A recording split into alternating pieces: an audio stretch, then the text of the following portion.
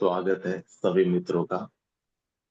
बुद्धत्व का मनोविज्ञान, इस बुक को पढ़ने की आज हम शुरुआत करने जा रहे हैं। ये बुक एक्चुअली भगवान की कोई प्रवचन माला नहीं है, लेकिन दिव्यांश पब्लिकेशन करके एक पब्लिकेशन है जिन्होंने इस विषय के संबंधित भगवान को पूछे गए कुछ प्रश्नों को लेकर बुक बनाई है। 12 चैप्टर है इसके और बहुत सुंदर है।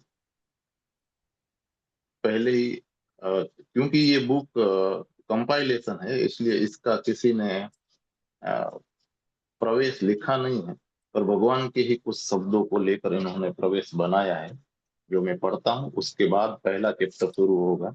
ऑलमोस्ट सारे चैप्टरों में इसी विषय के संबंधित क्वेश्चन आंसर हैं। तो हम इसको पूर्वार्ध या फिर भूमिका समझ के पढ़ते हैं इस चैप्टर को। तो भगवान कहते हैं कि परंपरागत विधियां व्यवस्थित हैं, जो कि पूर्व की पहले की विधियां हैं उसको लेकर भगवान बात कर रहे हैं कि परंपरागत विधियां व्यवस्थित हैं क्योंकि उस समय का व्यक्ति, उस समय के लोग, वे लोग जिनके लिए उन विधियों को विकसित किया गया था वे भिन्न थे। जबकि आधुनिक मनुष्य एक बहुत ही नवीन घटना है और किसी भी परंपरागत विधि का जिस रूप में वह है, ठीक उसी रूप में उपयोग अब नहीं किया जा सकता है, क्योंकि आधुनिक मनुष्य कभी अस्तित्व में था ही नहीं। आधुनिक मनुष्य एक नई घटना है। इसलिए एक प्रकार से तो सारी परंपरागत विधियां अब असंगत हो चुकी हैं। उसका सार तत्व असंगत नहीं हुआ है, लेकिन उसका रूप अब असंगत हो चुका है, क्योंकि यह मनुष्य अब नया है। उदाहरण के लिए शरीर अब काफी बदल चुका है। यह अब उतना प्राकृतिक नहीं रहा है जैसा वह सदा से था। आज के मनुष्य का शरीर बहुत अप्राकृतिक चीज हो गया है। जब पतंजलि ने अपना योग विकसित किया था, तब शरीर एक प्राकृतिक घटना था। अब यह प्राकृतिक घटना नहीं है, यह आत्यंतिक रूप से भिन्न हो गया है। यह इतना विषाक्त है कि कोई भी परंपरागत विधि सहायक नहीं हो सकती है।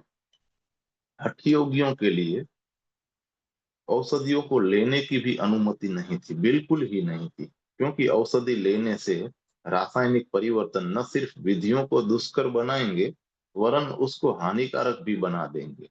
इसलिए औषधियों का उपयोग करने की अनुमति नहीं थी, या उनके लिए विशिष्ट औषधियों का विकास किया गया था। अब तो सारा वातावरण कृत्रिम है। वायु प्रदर्शित है, जल प्रदर्शित प्रदूषित है, समाज में जीने की परिस्थितियां भी कृत्रिम है। कुछ भी प्राकृतिक नहीं है। तुम्हारा जन्म इसी कृत्रिमता में हुआ है, तुम इसी में विकसित हुए हो। इसलिए परंपरागत विधियां अब हानिकारक सिद्ध होंगी। वे जैसी हैं उन्हें वैसा ही उपयोग नहीं किया जा सकता है। उनको आधुनिक परिस्थिति के अनुसार परिवर्तित करना ही पड़ेगा। साथ ही साथ एक और बात कि मन की गुणवत्ता मूलतः बदल चुकी है। पतंजलि के दिनों में, पुराने समय में, मनुष्य के व्यक्तित्व का केंद्र मस्तिष्क नहीं था, वो केंद्र हृदय था। और उससे भी पहले यह हृदय भी नहीं था, यह और भी नीचे था, नाभि के पास। पतंजलि पूर्व के समय में, पतंजलि से पहले यह नाभि था, मनुष्य के उस समय के व्यक्तित्व का केंद्र।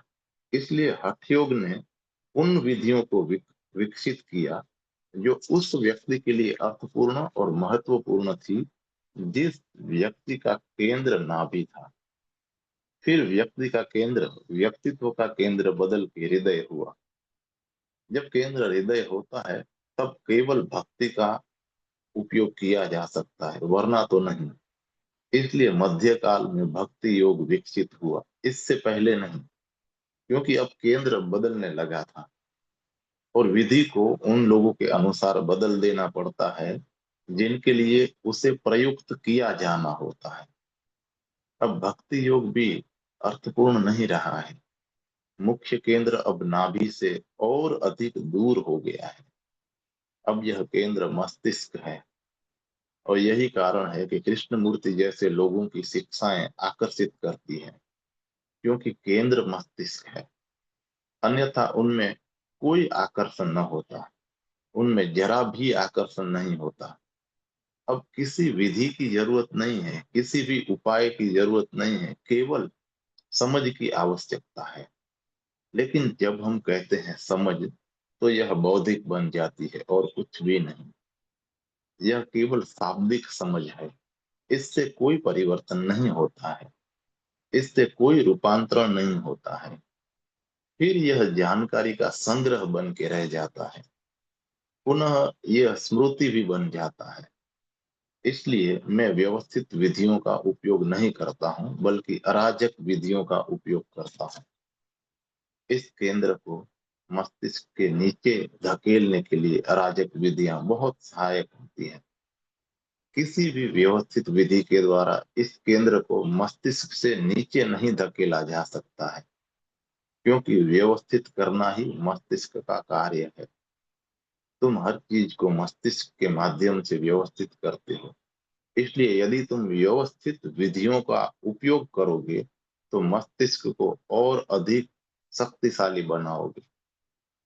यह ऊर्जा को अपने में समा यह मस्तिष्क ऊर्जा को अपने में समा लेगा। इसलिए मैं अराजक विधियों का उपयोग करता हूँ, क्योंकि अराजक विधियों के माध्यम से मस्तिष्क को शून्य कर दिया जाता है। इसके पास करने के लिए कुछ भी नहीं होता। न तो किसी व्यवस्था का निर्माण करना है और न ही किसी गणितीय सूत्र का उपयोग करना है। यह विधि इतनी अराजकपूर्ण है कि केंद्र मस्तिष्क से हटकर स्वतः ही हृदय की ओर धकेल दिया जाता है। और यह एक बड़ा कदम है, केंद्र को मस्तिष्क से हृदय की ओर धकेल देना। इसलिए यदि तुम मेरी ध्यान विधि को पूरी ताकत से, अव्यवस्थित रूप से, अराजकता पूर्वक करोगे, तो तुम्हारा केंद्र नीचे धकेल दिया जाएगा। तुम हृदय पर आ जाओगे। जब तुम हृदय पर आ जाते हो, तो मैं रेचन का उपयोग करता हूँ, क्योंकि तुम्हारा हृदय तुम्हारे मस्तिष्क के कारण बहुत दमित है। तुम्हारे मस्तिष्क ने तुम्हारे भीतर का इतना अधिक क्षेत्र को घेर रखा है, यह तुम्हारे ऊपर इतना अधिक हावी है कि इसने सभी कुछ पर मालकियत कर ली है। हृदय के लिए कोई भी स्थान अब नहीं बचा है। इसलिए हृदय की अभिप्साएं दमित हो चुकी है। तुम कभी हृदय पूर्वक नहीं हंसे, तुम कभी हृदय पूर्वक रोए नहीं, तुमने हृदय पूर्वक कभी कोई कार्य नहीं किया है। मस्तिष्क सदा ही चीजों को व्यवस्थित करने, उन्हें गणितीय बना देने के लिए आता है। मस्तिष्क हिसाब लगाता है, निष्कर्ष निकालता है और हावी हो जाता है, जबकि हृदय दमित हो जाता है। इसलिए पहली बात, अराजक विधियों का उपयोग केंद्र को, चेतना के केंद्र को मस्तिष्क से हृदय की ओर धकेलने के लिए किया जाता है। तब हृदय को भार मुक्त करने के लिए, दमित भावनाओं को निकाल फेंकने के लिए, इसे हल्का करने के लिए रेचन की जरूरत पड़ती है। अगर हृदय हल्का और निर्भर हो जाता है, तो चेतना के केंद्र को और नीचे खिसका दिया जाता है। यह नाभि पर आ जाता है। और केवल तब जब यह नाभि पर आ जाता है, तब मैं तुमसे खोज करने के लिए कहूंगा कि मैं कौन हूं, वरना यह अर्थहीन है। भगवान।